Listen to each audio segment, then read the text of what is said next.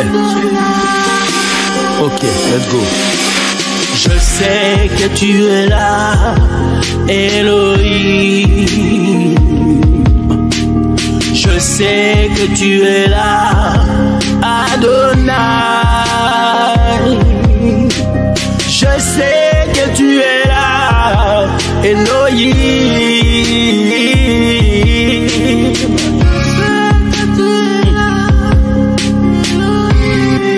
Ok. Tu m'as aimé, tu m'as choisi. Allô, bonsoir mon frère Armando, comment ça va? Salut mon frère, bonsoir, bonjour à tous ceux qui nous suivent. Comment tu vas mon frère? Ah, ça fait un bon moment là. On s'était vu quand? C'était le samedi passé là. Ah, je t'ai dit. Bon, Toute une semaine sans se voir, peut-être sans s'appeler. Cette semaine, on s'est appelé deux ou trois fois. Je crois. Oui, pas trop comme avant, très occupé là. Ah, franchement, je comprends ça. Tu sais, en fait, plus les jours avancent, plus les occupations aussi s'augmentent là. Donc. Ouais, on n'a pas le choix. Donc, ça, alors, j'ai vu ta vidéo que tu as fait sur la viande à l'église. Ça m'a vraiment choqué. Moi-même, je vais faire la mienne tantôt chez les bouchers parce que la viande ne se vend plus dans les boutiques. Maintenant, on va les acheter à l'église. C'est triste, mon frère. C'est triste. En fait, les pratiques que nous voyons dans les églises d'aujourd'hui sont très, très loin de la Bible. Ça ne correspond même pas à la doctrine de Jésus. Comment ils sont arrivés jusque-là? Moi, c'est ça ma question. Comment? Mais ce sont des sacrifices humains, mon frère. Ça, ce sont... en fait, tu sais, aujourd'hui, les féticheurs, les marabouts ne sont plus isolés. Ils se sont maintenant métamorphosés en prophètes. Wow. C'est ce qu'ils font. Donc, ils ont pris leur système diabolique, ils ont emmené ça dans l'église. Et les ignorants pensent que c'est l'autre là.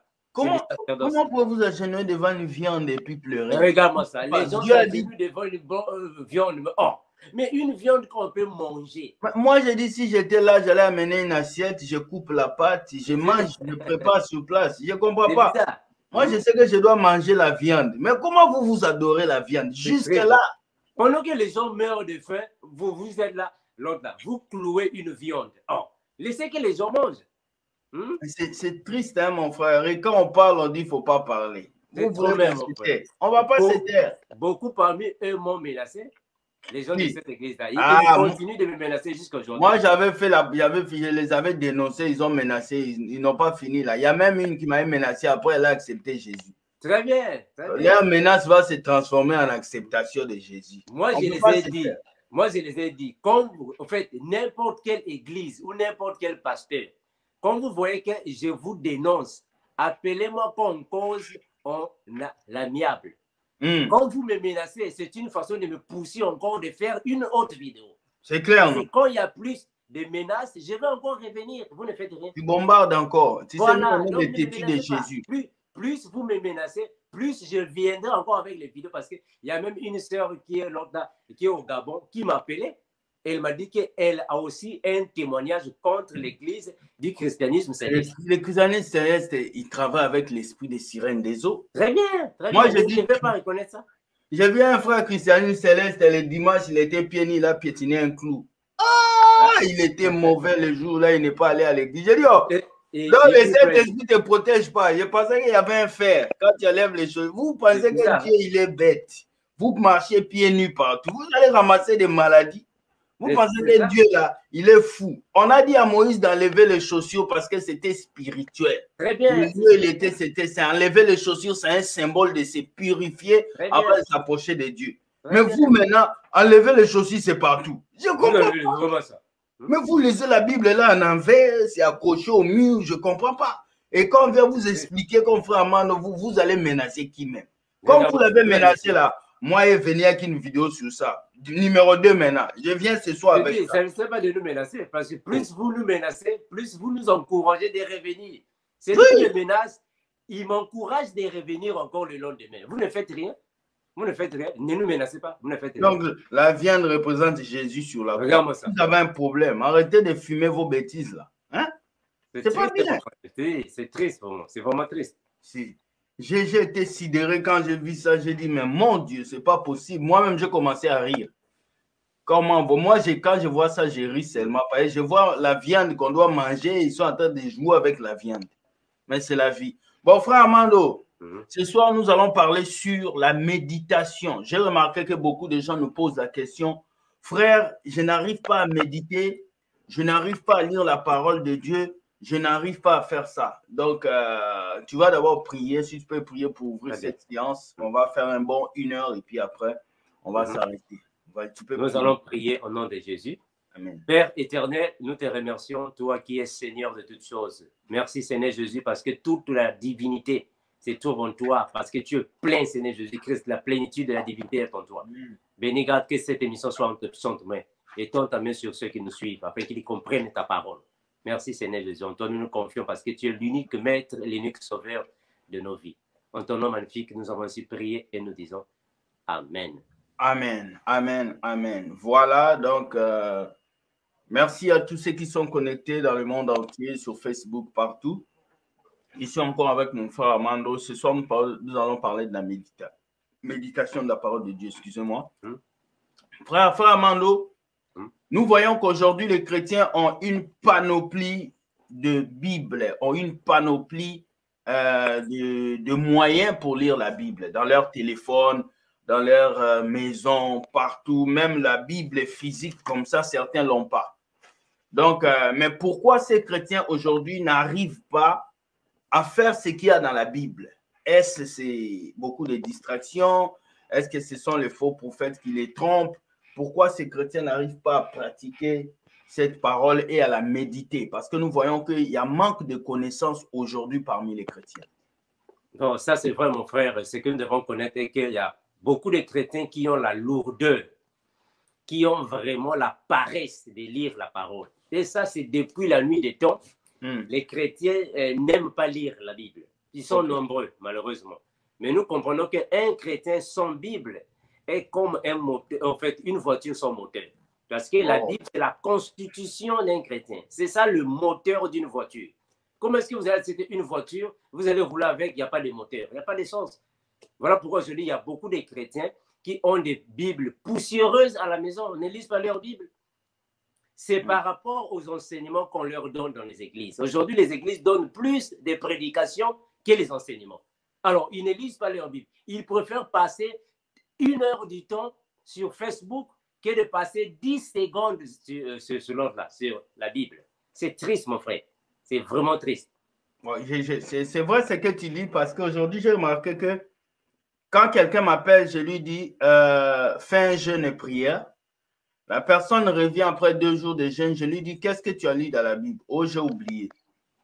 Je dis, tu as oublié ce que tu as lu dans la Bible, mais tu n'as pas oublié de revenir m'appeler pour que je prie pour toi. Voilà. J'ai eu comme l'impression que les chrétiens veulent tout seulement les bénédictions, mais ils ne veulent pas payer le prix pour ces bénédictions, alors que Jésus a payé le prix à la croix. Donc, la vie chrétienne marche avec la parole de Dieu. Il y en a des gens qui disent, Dieu parle-moi, Dieu parle-moi. Mais Dieu ne peut que te parler dans sa parole. Dieu ne peut que te parler dans sa parole. C'est très important. Alors, qu'est-ce qui explique la lourdeur-là qui anime les chrétiens aujourd'hui? Qu'est-ce qui explique cette lourdeur-là? Mais nous avons 2 choses, en fait. Nous avons d'abord l'ignorance, l'aveuglement, et nous avons aussi les esprits séducteurs. Le diable aussi provoque ça. Le diable aussi provoque la lourdeur dans certaines personnes. C'est le diable qui fait ça. Donc, il y a plusieurs personnes qui me contactent. Plusieurs. Non, frère, moi, quand je suis pour moi sans la Bible, je me porte bien. Mais quand je touche seulement la Bible pour la lire, la tête commence à faire mal. Mais c'est le diable qui fait ça. C'est le diable qui fait ça. Plusieurs personnes me posent la même question. C'est le diable qui fait ça. Satan n'aime pas que nous lisons la Bible. Satan n'aime pas que nous connaissons la vérité. Satan n'aime pas que nous feuilletons. Ils n'aiment pas ça. Ils aiment que nous restions comme ça dans l'ignorance. Voilà pourquoi les pasteurs d'aujourd'hui profitent aux fidèles qui ne connaissent pas la parole. La majorité de ceux qui vont dans les églises, que les pasteurs chiffonnent, qui sont des esclaves des pasteurs, ce sont les gens qui ne lisent pas la Bible. Ça, ce ne sont pas des chrétiens. Un vrai chrétien, c'est celui qui vérifie dans les Écritures. Voilà pourquoi nous avons les chrétiens de Béret. Même quand l'apôtre Paul prêchait, enseignait, Ils vérifiaient dans les... Mais aujourd'hui, on ne peut pas le couper à l'église. Quand le pasteur prêche, on ne peut pas lever la main, on ne peut pas lui dire, pasteur, tu mens. Lui, il veut, malheureusement, mon frère, il veut que vous puissiez accepter, même si c'est des bêtises, vous allez accepter. Voilà, tout ce qu'on leur dit, Amen, Amen. Mais est-ce que vous avez compris ce qu'on vous dit? Premièrement, toi-même, tu n'as pas compris ce qu'on a dit. Tu ne sais pas ce qu'on a dit, tu dis Amen. Voilà pourquoi aujourd'hui, tu vois dans plusieurs églises, quand le pasteur est là, les fidèles aussi sont là. Mais si le pasteur va seulement en voyage, les fidèles ne viennent pas. Il faut l'église. Moi, je me rappelle quand j'étais encore en Afrique, parce que je suis né dans une famille protestante, alors on fréquentait une paroisse. Dans cette paroisse, il y avait un pasteur. On a fait plus de 5 ans avec le pasteur. Maintenant, un moment, la direction de la paroisse voulait maintenant changer le pasteur à un autre pasteur. Mon frère, c'était des combats, c'était des querelles. Les fidèles ont commencé à discuter. Non, on ne peut pas changer le pasteur. Ils ont commencé à discuter. Jusqu'à ce qu'on a changé le pasteur. Donc, c'était devenu comme étant un coup d'État. Les fidèles ont fui, d'autres ont suivi l'ancien pasteur. Donc ce sont des gens qui vont à l'église pour le pasteur. Ils ne vont pas à l'église pour Jésus. Donc, c'est ça qui crée le fanatisme religieux. Le fanatisme, c'est ça. Ce sont des chrétiens enthousiasmés. Donc, ils vont à l'église pas parce qu'il a reçu un appel, mais ils vont à l'église seulement par enthousiasme. Des fanatiques des pasteurs. Quand le pasteur n'est pas là, ils ne sont pas libres, ils ne sont pas à l'aise. Donc, pour eux, c'est seulement ils vénèrent les prophètes et les pasteurs. C'est triste, mon frère. C'est triste, hein? C'est triste de voir aujourd'hui que la Bible est devenue un livre qu'on lit une fois par semaine, mais les livres des pasteurs sont lus tous les jours. C'est bizarre de voir que très bien. Mais les pasteurs font sortir des livres. Et je connais une sœur qui me dit, moi, je lis tout. Les livres des Barabbas, les livres des Sexy Boy, les livres. Elle a lu tous les livres. Maintenant, je lui pose la question. Est-ce que tu lis la Bible? Ah, mon frère, c'est difficile. Hein? Je n'arrive pas, tu sais. J'ai une paresse. Je dis, mais tu lis tous les autres livres. Pourquoi tu n'arrives pas à lire la Bible? Et les romans photos. Ces difficultés. Mais c'est ça qui te fait grandir. Tu sais, en lisant la Bible, tu grandis. Vous vous demandez comment est-ce que le frère Amando arrive à faire des vidéos, à dénoncer, à faire sortir des versets, à parler, mais c'est parce qu'il lit la Bible. Très bien. Il n'y a personne ici qui a le monopole de la vérité. C'est lecture de la Bible parce que plus tu lis la Bible, qu'est-ce que la Bible fait? La Bible est en train de te montrer qui tu es, ton homme intérieur. La Bible est en train de purifier, de te montrer tes propres défauts. Souvent, tu n'as pas besoin d'aller voir un prophète. La Bible que tu lis te parle de toi-même. Ça te parle de ta vie. Alors, c'est important pour toi, chrétien, de te nourrir de la parole de Dieu. La parole de Dieu, c'est la nourriture d'un enfant de Dieu. Je te laisse un peu nous parler de la méditation. Pourquoi un chrétien devrait méditer la parole de Dieu? Comme c'est dit dans Josué, que ce livre de la loi ne s'éloigne point de ta bouche, médite-la jour et nuit afin que tu puisses prospérer dans tes entreprises. Et nous pouvons dire qu'aujourd'hui, c'est en manque de méditation que certains chrétiens aujourd'hui n'arrivent pas à faire un grand pas dans la vie. Voilà pourquoi, tu m'entends mon frère? Oui, très bien. Voilà pourquoi tu vois aujourd'hui, il y a plusieurs chrétiens, quand tu leur dis, au fait, prends ta Bible, lis dans Ésaïe chapitre 4, ils vont chercher Ésaïe dans la Nouvelle Alliance. Il est là, mon frère, mais ici c'est Matthieu et Jean. Ésaïe est là-bas, il répare Ésaïe.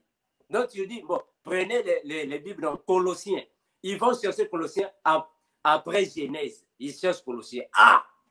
Tu cherches Colossiens après Genèse. Mais mon frère, c'est triste, hein? Franchement, c'est triste. Quand déjà un chrétien qui commence à chercher l'ancienne alliance dans la nouvelle et la nouvelle dans l'ancienne, c'est triste. Mais ce sont des chrétiens, quand tu lui donnes seulement un album photo, il peut passer même 2 heures du temps à regarder les photos sur un album, 2 heures du temps. Mais 10 secondes à la Bible, il n'arrive pas. Ça, ce ne sont pas des chrétiens. Parce qu'un vrai chrétien, c'est celui qui, premièrement, doit sentir la soif de connaître la parole. C'est ça, un chrétien. Mais quand vous êtes là, tu passes 1 mois, 2 mois, tu ne lis même pas la Bible. Ta Bible est sous le lit. Au lieu, vous mettez même la Bible en question dans vos coffres, non? Donc, vous prenez vos chaussures que vous avez achetées là, $100. Vous gardez bien dans l'armoire. La chemise, vous gardez bien dans l'armoire. Mais la Bible sous les lits. Sous les lits, là où il y a toute la poussière. Et vous faites chrétien. Mon frère, c'est terrible, hein, franchement. Mais maintenant, quelles sont les conséquences du manque de la lecture de la parole de Dieu pour un chrétien? Un chrétien qui ne médite pas la parole de Dieu, quelles seront les conséquences dans la vie? Parce que je sais que plus tu as de la connaissance, plus Dieu te permet de connaître la parole de Dieu, il sera difficile pour les faux pasteurs de te duper. Très bien. Il sera difficile pour que les choses puissent te tout détruire. Exemple, une femme qui va à un mariage, Dieu a écrit, c'est la bénédiction de Dieu qui enrichit. Il a dit, je vous ai donné, il a dit quoi? Le miracle vous accompagneront dans la Bible. Ça veut dire que le mariage, c'est quelque chose qui doit venir à moi. Mais une personne qui ne lit pas la Bible va commencer à se battre pour le mariage, jusqu'à aller coucher avec des pasteurs pour avoir le mariage. Maintenant, quelle est la conséquence de cette manque de lecture de la parole de Dieu? Mais en fait, premièrement, ce sont les ténèbres, l'obscurité spirituelle, l'ignorance. Ça, c'est la première des choses. Une personne qui ne lit pas la Bible, premièrement, est accompagnée par l'ignorance. Et quand vous êtes accompagné par l'ignorance, tout oiseleur, en fait, et ces pasteurs-là, les oiseleurs-là, blaguer avec vous. Voilà pourquoi aujourd'hui, on commence maintenant à vous vendre l'huile d'onction, bâtir les hôtels, la dîme, on commence même à vous laver. Au lieu que ça soit que vous qui partez chez le pasteur, les pasteurs commencent même à venir vous laver dans votre propre maison. Mon frère, ça c'est l'ignorance. Voilà pourquoi dernièrement on a vu, les gens ont commencé à adorer. Moi, je ne sais pas. Donc, vous avez laissé, la Bible a dit que ne vous prosternez pas devant les pierres taillées. Donc aujourd'hui, ce ne sont plus les pierres taillées, c'est maintenant ne vous prosternez pas devant la viande. Donc c'est maintenant la viande crue. Devant la viande crue. Donc ce n'est plus la pierre taillée, c'est maintenant la viande du cabri. C'est triste, hein? Donc c'est tout ça, mon frère. Après, il y aura alors des ouvertures dans la vie. Tous les mauvais esprits vont commencer à venir dans ta vie parce que tu n'as pas la parole. Les maris de nuit vont venir. Les femmes de nuit vont venir. La masturbation va... Donc, tous les péchés vont venir dans ta vie. Tu seras maintenant habité par les péchés. Voilà pourquoi dans la Bible, on a dit Jésus-Christ a retrouvé l'autre, le fou qui était voilà, dans les cimetières. Là. Il y avait une légion des démons qui étaient en lui. Tu vois, légion, c'est beaucoup. Légion, qui étaient en lui. Beaucoup de chrétiens aujourd'hui sont comme ça. Ils ont des légions en eux. Ils sont nombreux. Voilà pourquoi, mais mon frère, il y a beaucoup de chrétiens qui sont comme ça. Aujourd'hui, il va prier à l'église catholique. Demain, tu le vois à l'église Simon Kimbangu. Après, demain, tu vois là-bas un peu vers l'ombre. Oh, mais toi, tu vas finir toutes les églises. Tu vas finir toutes les églises. Ce sont les légions qui sont en eux. Le mariage ne tient pas. Les enfants ne tiennent pas. Au travail, donc tout pour lui, ça ne tient pas. Mais ce sont des légions. C'est le manque de la parole de Dieu. C'est ça, mon frère. Ce sont des dégâts que l'ignorance cause. Donc la parole de Dieu sonne comme un carburant dans la voiture. Très bien. Ça permet à cette voiture d'avancer. Quand un chrétien ne médite pas la parole de Dieu, tu veux dire qu'il est ouvert à tout vent doctrinal qui peut passer dans sa vie. Ça, c'est vrai. Et il peut tout accepter et ça va l'emporter. Donc, les loups et les oiseleurs sont des pasteurs là qui savent que Monique ne lit pas la parole de Dieu. Comme Monique ne lit pas la parole de Dieu, je vais déformer le verset et puis je vais lui apporter ça. Donc, ce faux pasteur va déformer le verset et puis il va t'apporter ça. Il dit, Monique, le verset là, c'est comme ça, comme ça. Oui, l'onction, c'était dans l'Ancien Testament. C'est encore en actualité acheté. Je viens de prendre ça chez les rabbins. Alors que les rabbins là-bas, ils l'ont lavé, ils ont fait des choses sur lui. Et puis, il vient pour vous mentir. J'ai vu un pasteur là, un jeune pasteur que je connaissais ici au Canada. Il m'a dit, ah, je suis en Israël, mon frère. Je suis en Israël, je reviens bientôt. Tu vas voir. Donc, ça fait quoi? Et quand on me dit, je reviens, tu vas voir. Je dis, je vais voir quoi? Tu vas voir. Il part et il revient. Je vois, il met un truc sur sa tête là comme un rideau. Il met un drapeau d'Israël derrière, il commence à parler doucement. Initiation, on a initié. Et il met des titres, des titres israélites dans ses vidéos. Il commence à parler du sabbat. Tout ce qu'il parle, c'est Israël. Je l'ai appelé, j'ai dit, mon frère, dans ce que tu es entré là, c'est pas bon. Il commence à parler des anges. On doit prier les anges. L'angéologie. Très bien. Des enseignements sataniques, mon frère. Ça, ce sont des enseignements diaboliques. Il faut activer les anges, l'angéologie. Il faut appeler ton ange gardien. Voilà pourquoi l'église du christianisme céleste, eux, c'est l'archange Michel. Le saint archange Michel. Donc, pour eux, ça, c'est leur Dieu. C'est un démon. Ça, c'est pas un archange. C'est un démon. Très bien. Ce sont des démons. Vous savez, dans chaque religion, il y a des démons, dans quelques fausses religions sectes, il y a des démons qui ont poussé les gens à créer des sectes. Et ces sectes-là, c'est les démons qui les ont amenés à un enseignement qui n'est pas contextuel avec diabolique, mon frère. Diabolique. Et ils viennent prôner ça comme c'est l'enseignement des Christ. Non, non, non. Diabolique. C'est diabolique. C'est purement diabolique. Comment quelqu'un peut activer un ange? Tu ne vois pas qu'ils sont en train d'adorer plus les anges que Dieu? Ça n'a pas de sens. Ça n'a pas de sens. Ça n'a pas de sens. Tout ça, c'est diabolique. Ça n'a rien à voir avec nous. Oui. On n'a rien à voir avec activer un ange. Oh, mais moi, je ne comprends pas. Activer un ange. Moi, je ne sais pas. Est-ce qu'un ange, c'est un élément, l'autre là, c'est un élément informatique pour l'activer au comment? Ce n'est pas à nous. Les anges ne sont pas soumis à nous. Non. Les anges sont soumis à Dieu, mais à notre service. C'est Dieu qui les envoie pour venir nous protéger. On n'a rien à voir avec lui. On n'a rien à voir. Nous, c'est direct avec Jésus. Direct, Jésus. Et pas les anges. Pas les anges. Les anges aussi. Les anges sont les serviteurs de Dieu. Un ange est un serviteur. Oh, on ne vous comprend pas. Donc, c'est comme si tu partais chez le roi. Tu vas là-bas chez le roi, dans un palais. Et tu arrives là, tu t'agenouilles devant le gardien du portail. Oh, mais lui, c'est un gardien. Lui, c'est un gardien. Il surveille le portail. C'est la même chose avec les anges. Les anges, ce sont les serviteurs de Dieu. On ne peut pas les activer. Ce ne sont pas les éléments informatiques. Non, on ne les active pas. Ça, ce sont des pratiques sataniques. Voilà. Aujourd'hui, il y a tellement de fausseté qui remplissent ces églises-là que il y a des gens, même si on parle, ils continuent toujours à suivre ces gens-là. Et la question que j'ai à poser, est-ce que les chrétiens est enseigné aujourd'hui? Est-ce que les chrétiens? Mon frère, est-ce que tu peux changer ta chrétien là? Tu vois, sur le titre là. Je t'assure. Au fait, aujourd'hui, il y a plusieurs pasteurs qui ne donnent pas les enseignements, mais qui donnent plutôt les prédications. Maintenant, dans ces prédications-là, nous comprenons qu'il y a beaucoup de fausseté. Il y a beaucoup. Hier, j'avais vu la vidéo du frère William là sur... frère William, tu as parlé sur la cabale juive. La cabale juive, ouais. J'ai aimé la vidéo, mon frère. J'ai suivi la vidéo du début. Je suis presque à la fin. J'ai aimé la vidéo. Tout ce que tu as dit là-bas, c'est ce qu'ils font aujourd'hui. Oui. C'est ce qu'ils font. L'huile d'onction, bâtir les hôtels, dormir avec les femmes des autres, c'est ce qu'ils font aujourd'hui.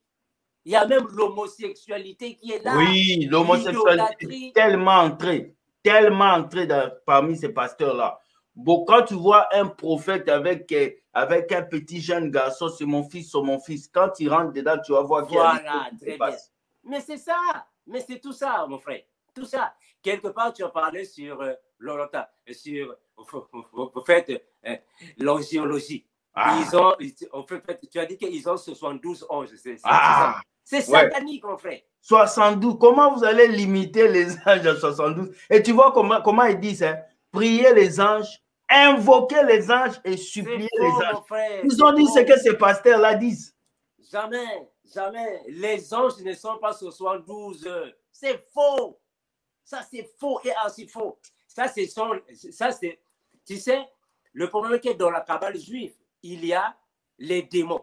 Alors, ces démons-là, ils imitent alors les anges de Dieu. Voilà pourquoi la Bible a dit que le diable il est l'imitateur de Dieu. Donc, leurs démons aussi imitent aussi les anges de Dieu, comme Marie à Valencia. Elle a imité Marie, la mère de Jésus. Ils imitent, ils ne sont pas 70, 72. Ce sont des milliards de l'autre, des anges. Ils sont nombreux. Donc, ce soir, on va juste dire, la parole de Dieu, c'est une lampe à vos pieds. Nous allons commencer à afficher les versets. La parole de Dieu est une lampe à vos pieds, comme David le disait. David n'avait pas, comme on peut dire, la grâce d'avoir une Bible avec lui, mais David avait la Bible en lui. C'est ce que j'aime dire. Parce que quand tu lis les psaumes, tu vois combien David disait des choses à Dieu. Dieu ne pouvait que dire que c'est un homme selon son cœur. Très bien. David, qui vient dire à Dieu, l'Éternel est mon berger. Il n'a pas fait la théologie. Comment il sait que Dieu c'est un berger? Et Jésus est venu confirmer cette parole dans le Nouveau Testament. Il dit, le bon berger prend soin des brebis. Est-ce que vous remarquez que David là, il disait des mots qui venaient de la Bible. Et un chrétien qui ne lit pas aussi la Bible va pas bien saisir les choses de la vie, va pas bien voir le mal qui vient de loin. Parce que quand tu lis la Bible, Dieu te donne la conscience tranquille de connaître ce qui arrive devant. De connaître. Je te laisse parler, mon frère.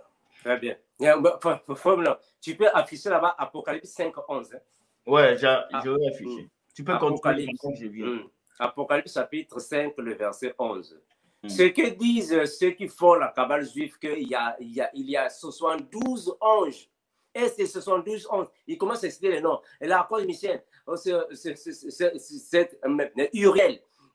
Uriel. Voilà. Ça, c'est un démon. Ça, ce ne sont pas les anges de Dieu. Ce sont les démons qui se déguisent en anges de Dieu. Dieu n'a pas 72 anges, c'est seulement, non. Ce sont des milliers et des milliers, des myriades des anges. C'est comme vous enseignez là, ce sont des faussetés, c'est faux. C'est faux et archi faux. Le frère William va afficher ça. C'est faux et archi faux, mon frère. C'est triste. Voilà. Je vais lire Apocalypse 5, verset 11. J'ai regardé et j'ai entendu la voix de beaucoup d'anges autour du trône et des êtres vivants et des vieillards. Et leur nombre était des myriades et des milliers. C'est très bien. Myriade signifie très grand nombre, immense, une quantité immense, incontable, incontable, infiniment incontable. Des milliers et des milliers des anges. Et on vient vous dire qu'ils sont seulement 72 parce que vous ne lisez pas la Bible. C'est ça? C'est terrible, hein? C'est terrible. C'est terrible de voir qu'aujourd'hui, les chrétiens, les gens rentrent dans n'importe quoi sans vouloir fouiller si c'est quoi. Et vous voyez qu'on vous a vraiment menti depuis des années. Trop même. On vous a tellement berné qu'il est temps que vous ouvrez vos Bibles. Lisez vos Bibles. Lisez vos Bibles, cherchez à savoir qu'est-ce que Dieu vous dit dans la parole de Dieu. Nous allons lire un psaume de David que j'aime beaucoup, où vous allez comprendre. David nous dit quelque chose dans ce psaume, psaume 119, verset 105, qui dit « Ta parole est une lampe à mes pieds et une lumière sur mon sentier. » Ta parole est une lampe à mes pieds et une lumière. Comment tu peux marcher sans une lampe? Parce que David considérait ce monde comme dans les ténèbres. Et la parole de Dieu t'éclaire. Parce que lorsque quelqu'un doit prendre la drogue pour que lui se retrouve, toi, tu as la parole de Dieu. Il y a beaucoup de décisions que vous n'arrivez pas à prendre parce que vous ne lisez pas la Bible. Il y a beaucoup des erreurs que nous commettons parce que nous ne méditons pas. Parce que la Bible te permet de discerner les choses de la vie. Ta parole est une lampe à mes pieds et une lumière sur mon sentier. Donc, un chrétien qui médite la parole de Dieu marche dans l'éclaircissement. Il ne peut pas être dupé. On ne peut pas lui dire, donne tout ton salaire. Non. Amen.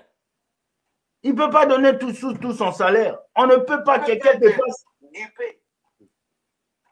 Quelqu'un ne peut pas venir se lever et lui dire, écoute, il faut que tu sèmes ça, il faut que tu donnes ça. Non.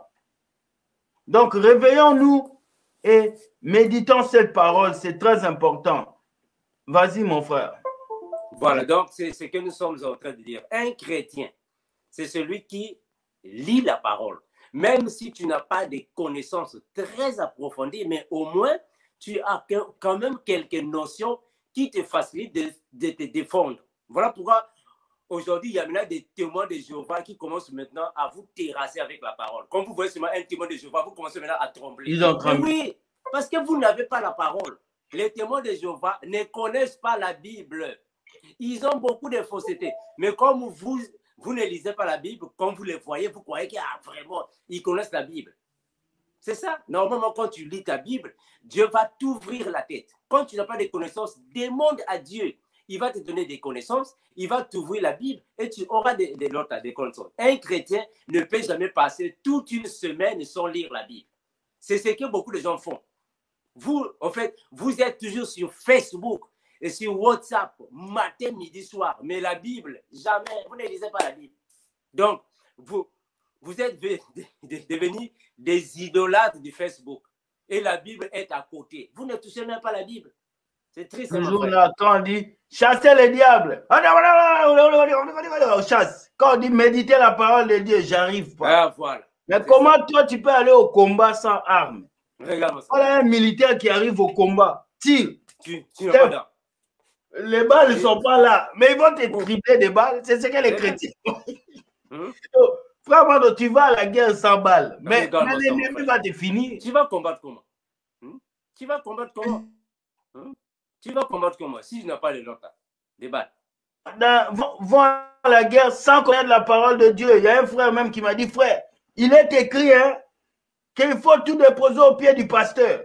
Il dit, oui, il est écrit quelque part. Il faut tout déposer. Moi, je donne tout au pied du pasteur. Même souvent, je dors en famille. Je dis, Quel verset biblique? Je dis, mais montre. Il ne veut pas montrer. Et là, un prêtre là qui est venu à la télé, au lieu de nous dire les versets qui dit qu'on prie Marie, il répète la vidéo, Marie, c'est la mère de Jésus. Marie, c'est la mère de Jésus. Oui, mais donne les versets. Tu es là. Il n'y en a pas. Du début à la fin de la vidéo, il a juste répété, Marie, c'est la mère de Jésus. Il faut la respecter. Mais il n'y a pas de versets. Lisez vos Bibles. Lisez la Bible et comprenez la parole de Dieu. Tu sais, quand le frère Armand nous enseigne, quand William essaye d'enseigner, c'est bien. Mais quand toi-même tu ouvres ta Bible chaque jour, tu commences à lire. Des fois, tu vas même comprendre des choses que les autres ne t'ont pas enseignées. Aujourd'hui, vous voulez les sensations fortes. Les chrétiens aiment les sensations fortes. Vous voulez qu'un crapaud sorte de la joue de quelqu'un qu'on le délivre. Voilà, là, voilà. Arrive comme ça, là, il dit, bon, écoutez, je vais vous bénir, et puis il commence à prier, il y a une dame qui sort un crapaud, c'est ce que vous voulez? Non. Et ils aiment comme ça, ils aiment, voilà, ils font l'apparence. Donc, quand nous venons comme ça avec nos propres habits, comme ça, pour eux, non. Il faut venir ici avec les torches, les habits sacerdotaux. Donc là, ils vont dire vraiment ça, ils sont des serviteurs de Dieu. C'est triste, hein? Donc, ils ont une ignorance vraiment terrible, mon frère. Une ignorance terrible, les chrétiens d'aujourd'hui, des soi-disant chrétiens. On ne vous comprend pas. Si déjà quelqu'un ne lit pas sa Bible, il n'est pas chrétien. Comment est-ce qu'un chrétien ne va pas lire la Bible? C'est comme si un avocat, tu es avocat, en fait, dans une maison de justice, mais tu n'as pas la Constitution. Tu ne connais pas la Constitution. Oh, mais comment est-ce que tu vas travailler? Tu vas travailler comment? C'est triste, mon frère. C'est terrible ce qui se passe aujourd'hui. On voulait vraiment passer là. Là, on va vous laisser poser des questions. On va ouvrir la ligne téléphonique. Posez vos questions concernant la méditation. Tu n'arrives pas à lire la parole de Dieu, appelle-nous et puis on va essayer de te répondre. Je vais mettre les numéros.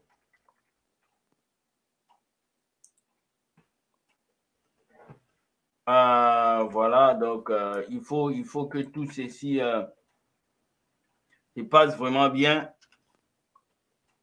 C'est triste, mon frère. Franchement, c'est triste.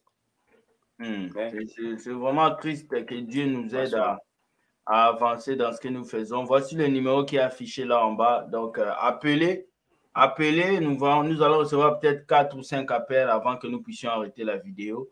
Vraiment, la vidéo de ce soir, c'était pour vous pousser à méditer la parole de Dieu. Si tu ne médites pas la parole de Dieu, tu es vide. Et un corps humain ne reste pas vide. Une maison n'est jamais vide. Même quand on laisse une maison, ça devient une maison hantée par les démons. Donc, ça veut dire ton corps là, si Jésus n'est pas là, si tu ne médites pas la parole de Dieu, tu t'es rempli d'autres choses. Tu t'es rempli de Facebook, tu t'es rempli des esprits mauvais, tu t'es rempli de mauvais désirs. On a le premier appel. Allô? Allô? Oui, bonjour.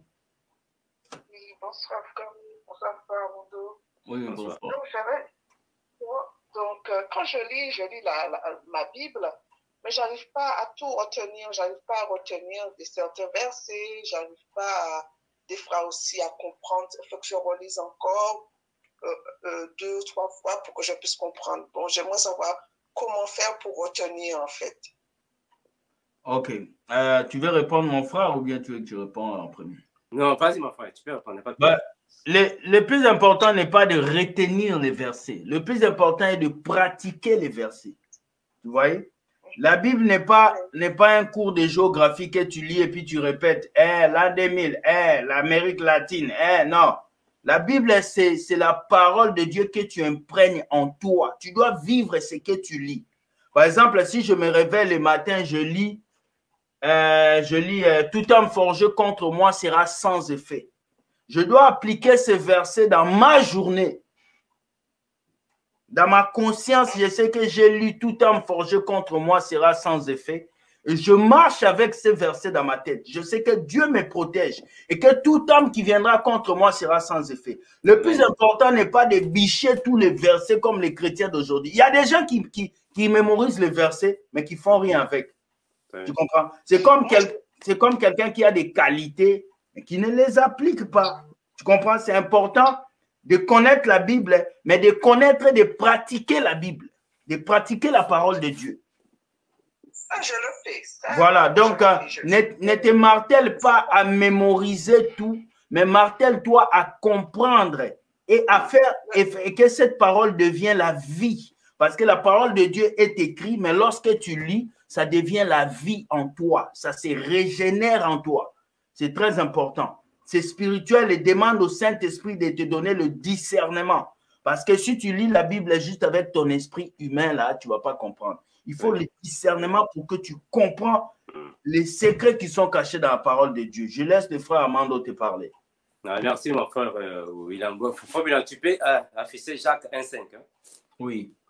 Donc, au fait, ce que le frère William a dit, c'est tout à fait logique, bibliquement parlant. Quand quelqu'un ne comprend pas la Bible, vous n'êtes pas obligé de comprendre de la Genèse jusqu'à l'Apocalypse. Non. Comprenez ce qui vous facilite selon la portée de votre intelligence, la portée de votre sagesse. Ce que vous allez maîtriser, c'est ça, c'est ce qui compte dans la Bible. Quand vous lisez, mettez en pratique. C'est la pratique de la Bible normalement qui compte. Alors, vous allez commencer à évoluer petit à petit, tout en demandant à Dieu. Avant de lire la Bible, il faut prier. Dieu peut ajouter l'intelligence ou la sagesse afin que vous puissiez avoir cette habitude et ces connaissances. C'est au fur et à mesure. Ce n'est pas tout d'un coup, vous les aurez.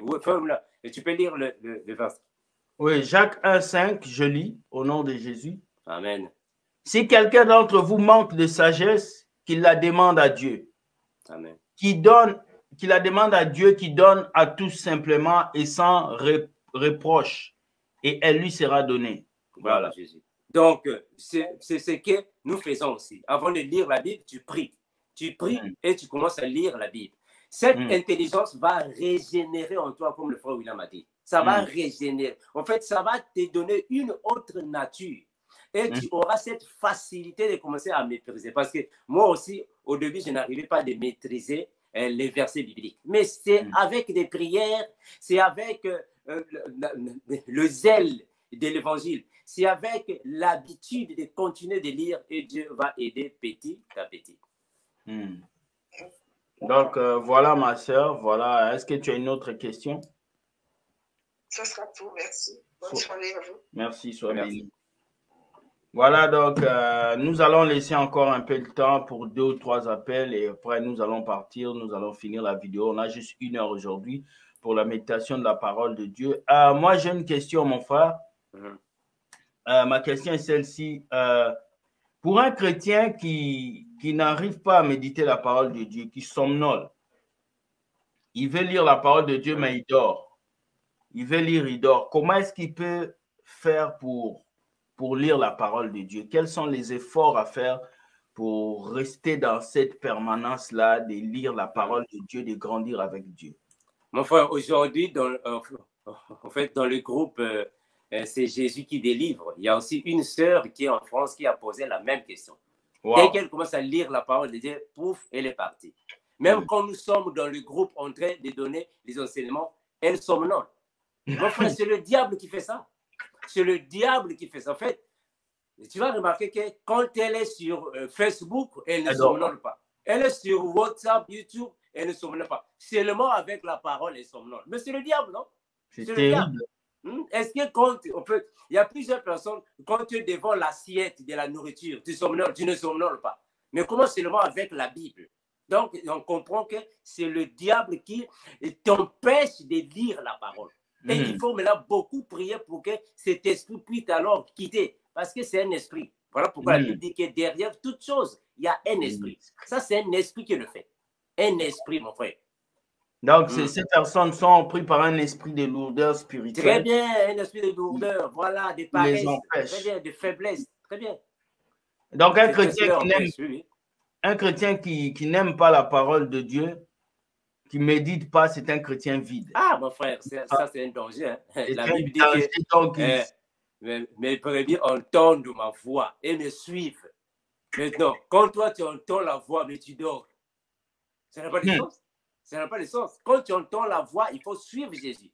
Mais tu entends la voix, tu dors. Donc, c'est qu'il y a un démon qui est là. Il faut prier, il faut chasser ce démon, mon frère.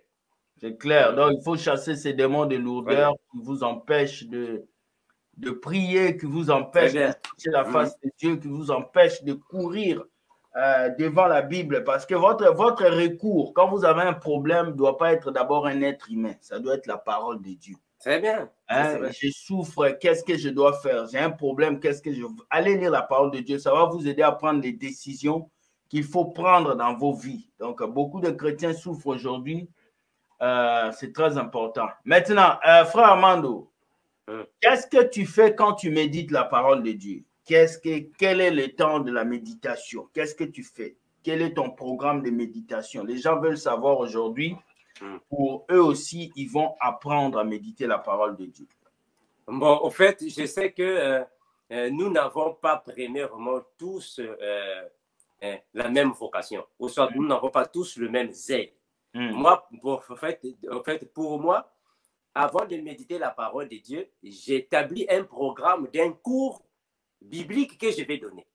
Alors, en lisant la Bible, premièrement, je dois prier. Je dois m'assurer que là où je suis, je n'ai plus une autre préoccupation. Il faut que j'ai là ma Bible, il faut que j'ai là mon dictionnaire, il faut que j'ai là l'Internet, il faut que j'ai là ce que je veux pour alors accompagner la recherche que je fais. Parce que quand on parle de méditer, méditer signifie que je m'assois pour me concentrer sur un sujet donné. Supposons qu'aujourd'hui, je vais enseigner sur la repentance. Donc, je vais alors me concentrer sur les versets bibliques qui ont à voir avec la repentance. Je vais alors lire verset après verset. Je vais comparer les versets. Mais tout ça, c'est... Tu vas faire le pont. Mais très bien. Voilà, très bien. Avec des prières et je vais commencer à lire. Je vais commencer à lire. Gloire à Jésus. Dieu m'a donné au moins en fait, Dieu a fait au moins cette grâce. Moi, parfois, quand je dors, c'est dans mon sommeil que je reçois quelques versets bibliques. Parce que tous les versets bibliques que je partage là ne viennent pas de moi. Il y a des versets bibliques pendant le sommeil. Versets bibliques, je me réveille, puis je commence à écrire. C'est comme aujourd'hui, quand tu m'as contacté longtemps ici, c'était 1h du matin. J'étais en train de préparer le cours du mardi, que je vais donner le mardi. Donc, je me réveille, puis je commence à préparer ça. C'est ça normalement. Donc, ce sont les heures que je médite souvent la parole. Quand il est calme, quand il y a la tranquillité, c'est souvent à partir de la nuit, en fait, le soir. Ok. Maintenant, ceux qui sont parents, par exemple, ils ont des enfants, ils sont parents à la maison, les enfants quittent l'école, ils reviennent. Qu'est-ce que toi, tu as comme conseil à leur donner pour bien méditer la parole de Dieu? Voilà, au fait, le conseil que j'aimerais donner aux parents est la discipline. La discipline, premièrement. Parce que quand un homme a une femme et des enfants à la maison, il faut qu'il ait une certaine discipline pour lire la parole. Parce que papa doit se retirer de sa femme et de ses enfants pour lire la Bible. Mais le plus souvent, si nous avons des enfants qui sont un peu âgés, on peut discipliner les enfants, on peut avertir les enfants pour ne pas déranger papa. Mais moi, en fait, je préfère le soir, quand les enfants sont un peu fatigués là pour dormir, là, j'ai cette facilité de faire la lecture biblique. Vous savez, être chrétien, c'est un sacrifice. Hein. Ce n'est pas facile être chrétien. Hein. Donc, il y a des moments que vous devez vous consacrer pour la parole. Vous sacrifiez vraiment pour la parole de Dieu. Donc, il y a des moments, oublie que tu as une femme. Oublie que tu as des enfants. Concentre-toi dans la parole. Parce que si tu sois seulement là, ma femme, mes enfants, tu ne vas jamais te concentrer sur la parole. Jamais.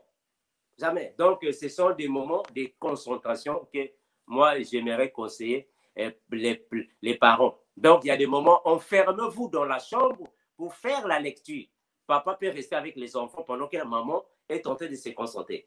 Maman peut rester avec les enfants pendant que papa est en train de se concentrer. Mais donc, nous autres, on fait comment? Moi, je suis un enseignant. Mais j'ai une femme et des enfants. Je dois mettre là une discipline. Il faut que la femme sache que son mari est un enseignant. Donc, il y a des moments, elle doit freiner les enfants pour ne pas empêcher papa. Sinon, on ne va pas donner les enseignements, mon frère. Okay. Il y a toujours un temps qu'on doit prioriser pour la parole de Dieu. Et c'est comme ça, on est obligé. Voilà, donc, dans ce que tu as dit, on parle du sacrifice, on parle de prendre les choses en main parce que très bien. S'il faut aller au travail, vous allez aussi au travail. Hein, vous ne dites pas à votre patron, j'ai les femmes, j'ai les enfants. Non, non. C'est comme toi, mon frère. Toi, c'est comme toi. Tu vas au travail et quand tu viens, tu fais des vidéos. Donc, en fait, tu as un planning. Non, cette heure ici, c'est pour le travail. Cette heure, c'est pour les vidéos. C'est la même chose avec la lecture biblique. Donc, vous devez avoir un planning. Vous voyez, les chrétiens d'aujourd'hui aussi n'ont pas de planning de vie, n'ont pas de planning d'organisation. Ils se réveillent quand ils se réveillent, ils s'assoient quand ils s'assoient. Non, vous devez avoir un planning. Hein, vous devez avoir un planning. Quand est-ce que vous méditez? Quand est-ce que vous vous reposez? C'est très important. On vivait en Afrique, souvent, on n'avait pas de planning. Tu sais, souvent, notre erreur en Afrique, les chrétiens n'ont pas de planning. Il n'y a pas d'organisation. Ils sont comme ça, de gauche à droite. Mais quand on arrive dans ce pays-là, les pays occidentaux, on voit qu'on a beaucoup de planning. Il faut planifier les choses. C'est très important. Regarde, j'ai appelé le frère Armando à 1h pendant que je travaillais. Je lui ai dit, on va faire la vidéo. Je suis revenu, je me suis couché. Je me suis réveillé, je l'ai appelé encore. Il m'a dit, frère, comment tu fais? J'ai dit, je ne sais pas. C'est le planning. Donc, il faut s'organiser. Plus vous allez, et ça commence très tôt. Pendant que tu es célibataire, tu es jeune. Commence à méditer maintenant. Voilà, profite-en pendant que tu es célibataire. Voilà. Profite-en. Ça va prendre de l'habitude. Dès que tu prends cette habitude aujourd'hui, demain, ça va monter. Tu vas commencer à t'agencer avec les choses qui arrivent dans la vie. Tu vois. Et c'est comme ça que tu vas t'organiser. Mais si tu attends d'avoir un temps libre, tu n'auras pas de temps libre. Donc, organise-toi comme il faut parce que la parole de Dieu est là pour toi et Dieu travaille avec l'ordre. Dieu ne travaille pas dans les désordres. Il faut se faire violence. Si c'est pour regarder les télénovelas, tu te fais violence. Aller au cinéma, sortir, tu fais violence. Il y a même des chrétiens qui se battent même pour manger, pour faire les choses de la vie, pour le travail. Mais pour la parole de Dieu, pour ton âme va rester éternellement. Ton corps là va partir. Ton salaire là, ça nourrit ton corps. Mais le salaire ne nourrit pas ton esprit. Mais je te dis, mon frère, il donne plus de la valeur à d'autres choses. C'est ça qui nourrit ton esprit, la parole de Dieu.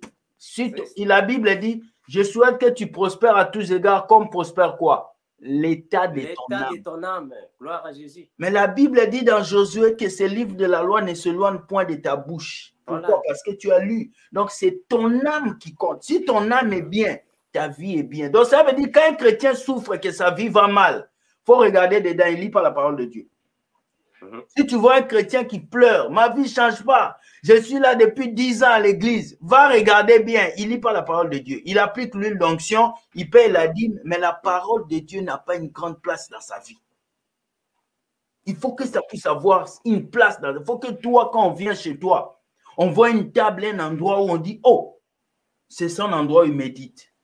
Lui, là, il médite à 16 heures, là, ne l'appelez pas. Moi, on me connaît déjà à une certaine heure. Tu ne peux pas m'appeler. Tu ne peux pas m'appeler. Il y a une sœur qui dit, frère William, aidez-moi, je cherche le Saint-Esprit. Oh.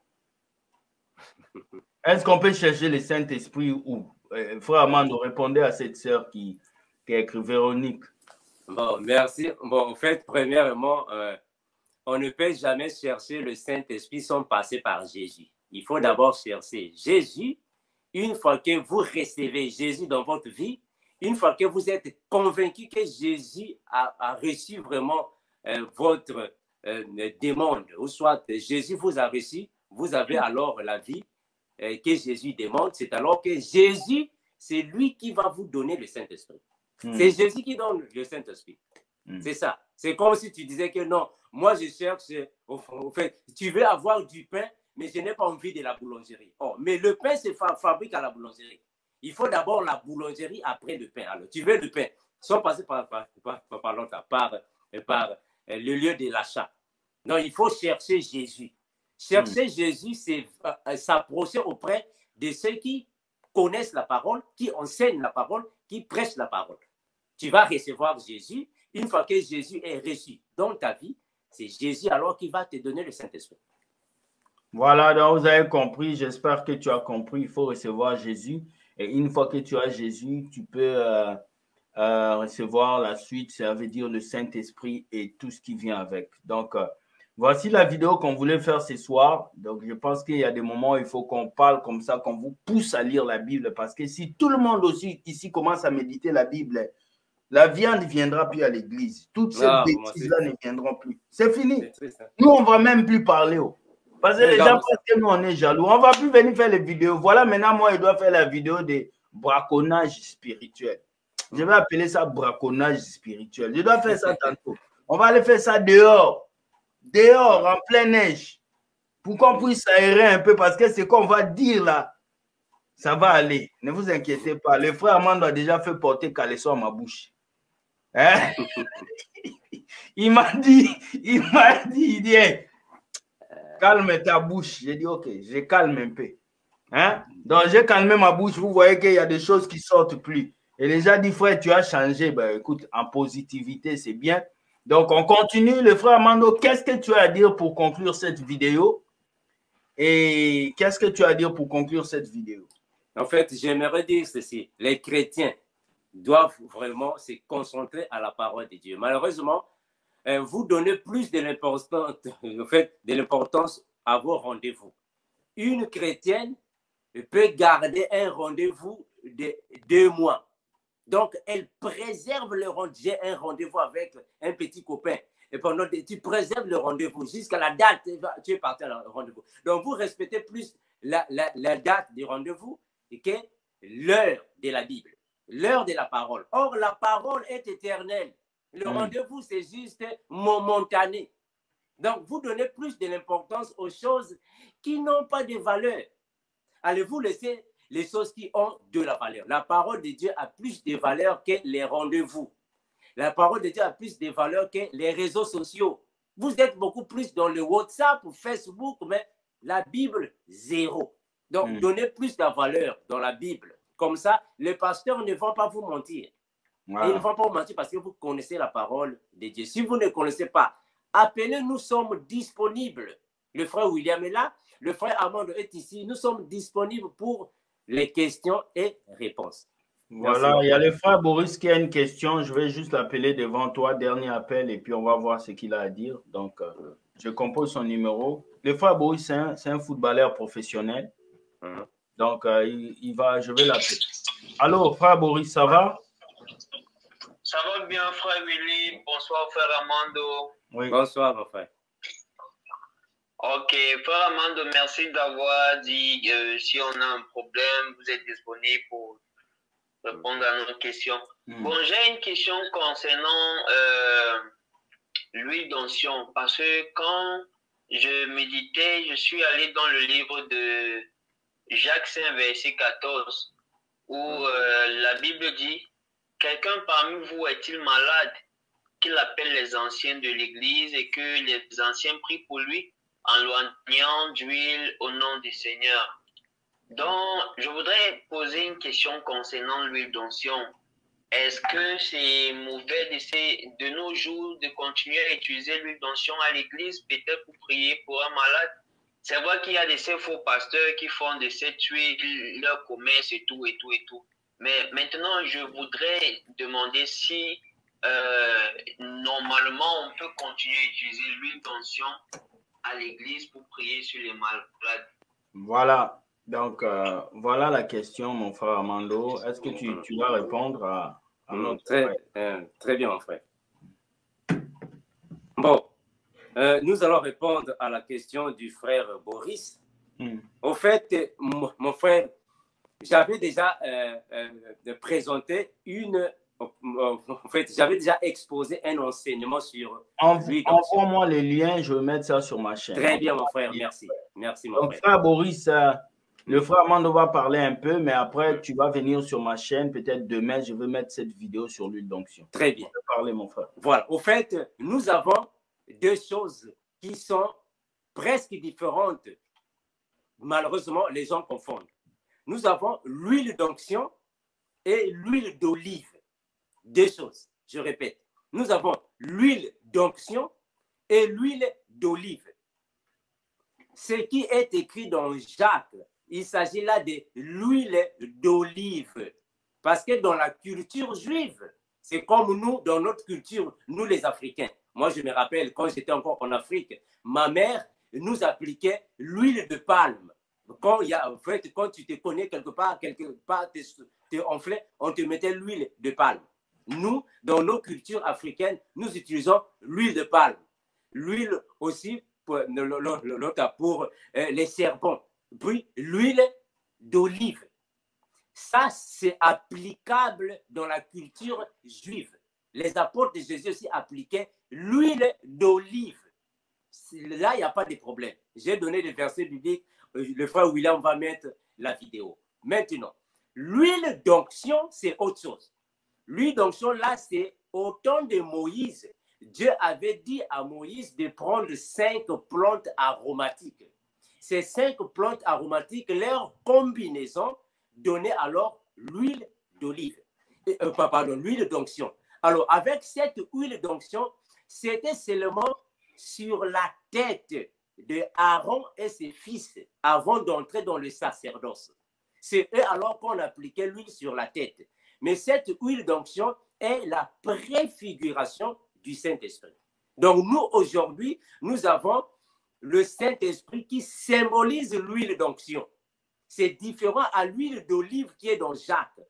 C'est différent, ce n'est pas la même chose. Alors, un chrétien n'a pas envie d'huile d'onction parce que nous avons déjà le Saint-Esprit. Et un chrétien n'a pas envie d'huile d'olive parce que c'était la culture juive. Merci, mon frère William.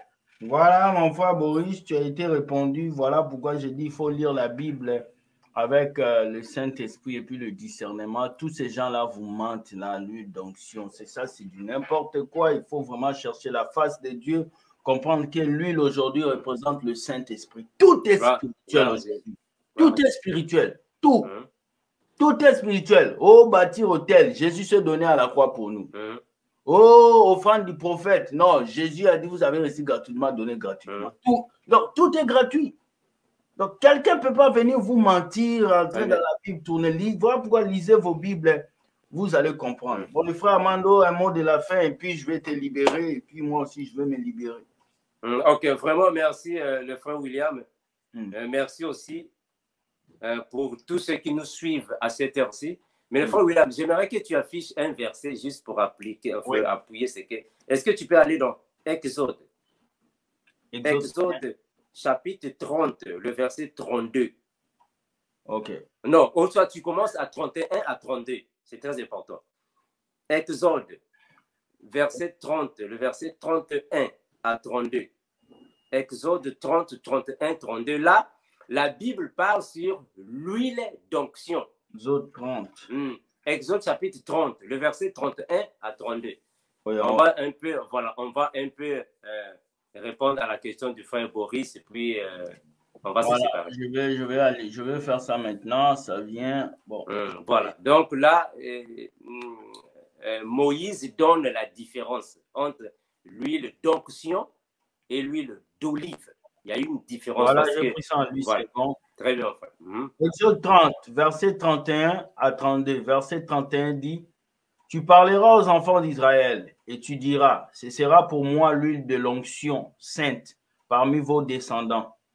Verset 32. On n'en répandra point sur le corps d'un homme.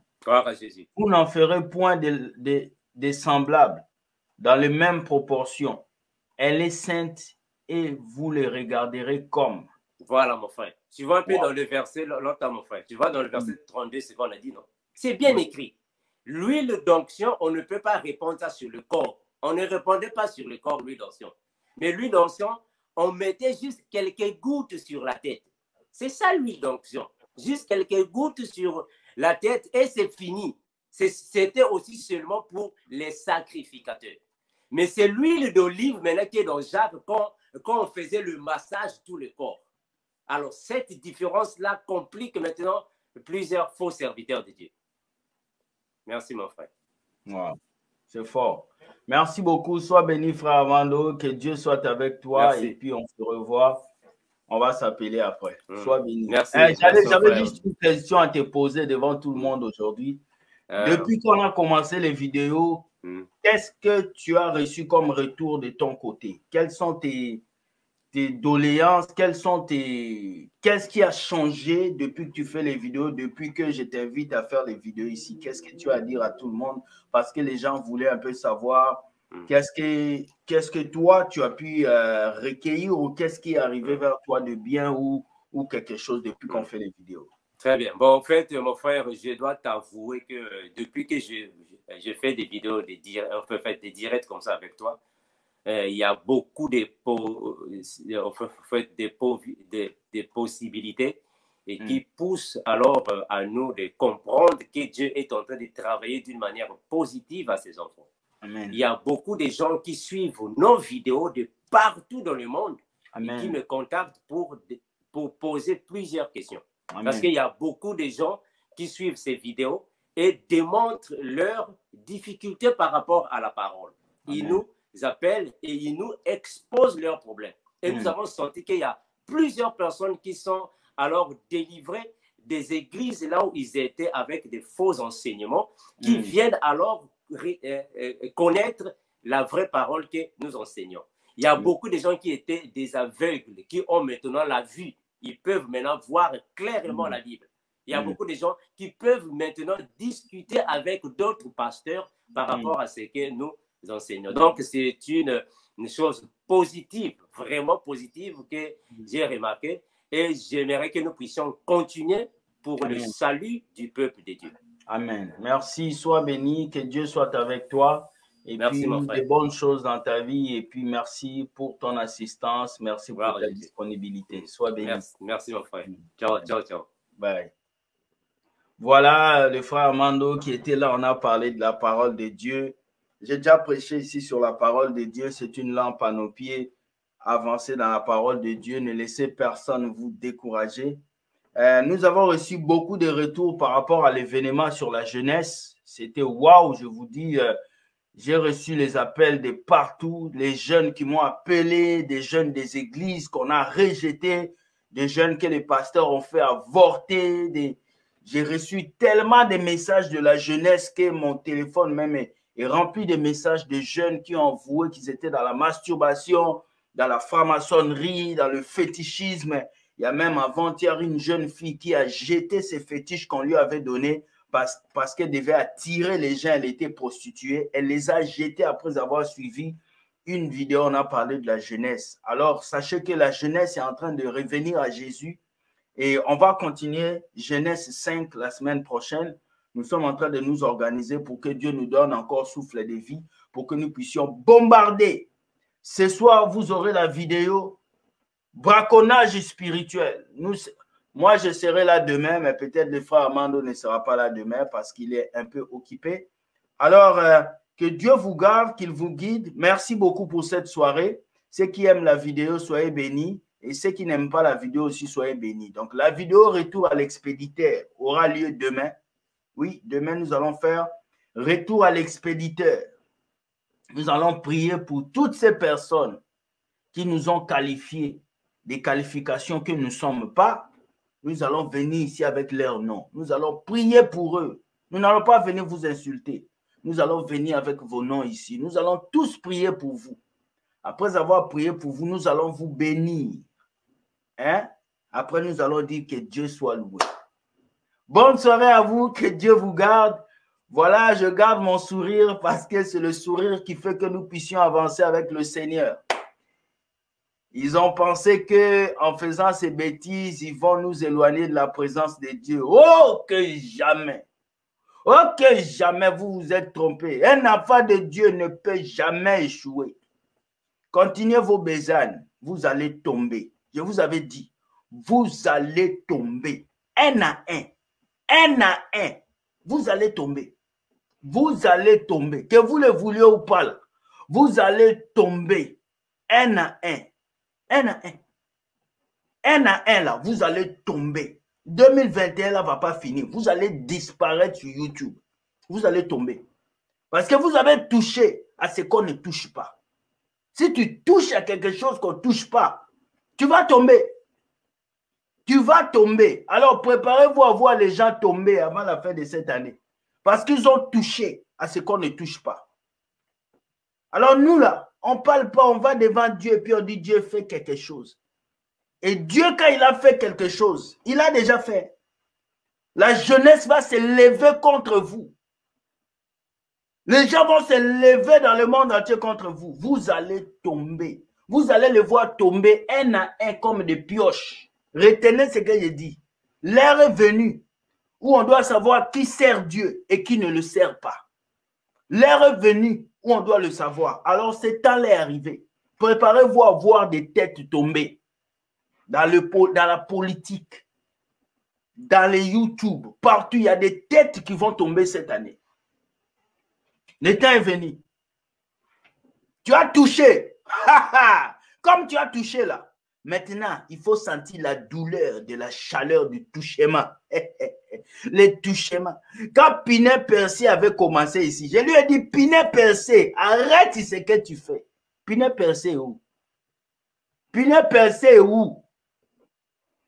Allez demander à Pinet Percé. Ils ont touché. Maintenant, comme tu as touché là, continue de toucher. Touche. Mais c'est ta fin. 2021, c'est ta fin. C'est ton carrefour. Tu as touché, tu vas être frappé. Même si tu viens demander pardon, même si tu appelles, on va te pardonner, mais tu vas tomber. Cette année-là, tu vas tomber. Je priais, mon Dieu, je prie 3 jours de jeûne pour toi. Prépare-toi à tomber. Voilà. J'ai dit, Seigneur, il faut qu'il tombe. Tu vas tomber. Tu vas tomber pour que ton orgueil finisse. Tu vas tomber pour que cet orgueil-là qui est en toi, tu ne te répands pas. Cet orgueil-là, il faut que ça sorte. Il faut que tu demandes pardon. Jeunesse, debout. Nous sommes des jeunes remplis de la parole de Dieu. Nous sommes des jeunes remplis d'une vision.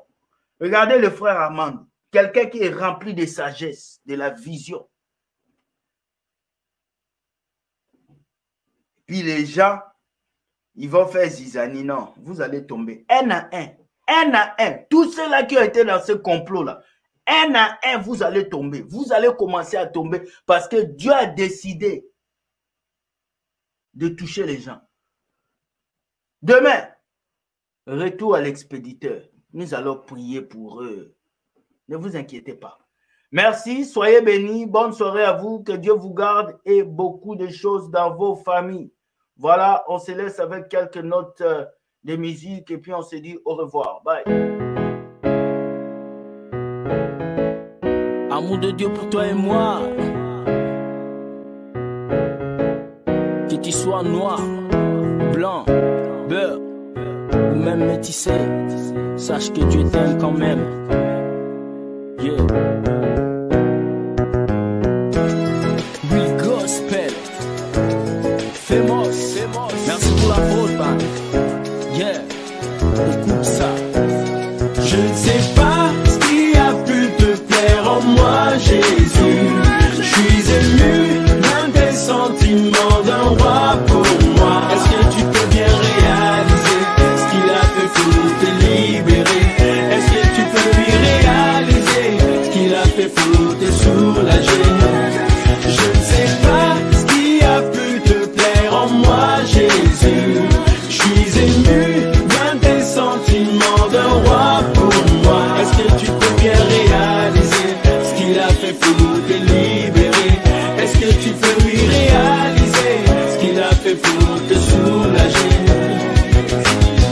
Toi t'as laissé ton temps de gloire pour nous visiter.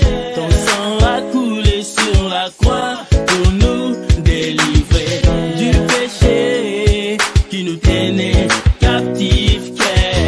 De la mort qui me trace le chemin vers l'enfer. Yeah. C'est qu'il a fait pour moi, mais personne ne peut le faire. Il m'a donné la vie, mais personne ne peut le faire. Il a aimé le premier, mais personne ne peut le faire. Je ne sais pas ce qui a pu te plaire en moi, Jésus. Je suis ému d'un des sentiments d'un roi pour moi. Est-ce que tu peux bien réaliser ce qu'il a fait pour te libérer? Est-ce que tu peux lui réaliser ce qu'il a fait pour te soulager? Je ne sais pas ce qui a pu te plaire en moi, Jésus. Je suis ému d'un des sentiments d'un roi pour moi. Est-ce que tu peux bien réaliser ce qu'il a fait pour te libérer? Est-ce que tu peux lui réaliser ce qu'il a fait pour te soulager? Ooh, yeah, yeah. Ooh, yeah, yeah. Je suis un pécheur, je veux porter ma croix. Il a la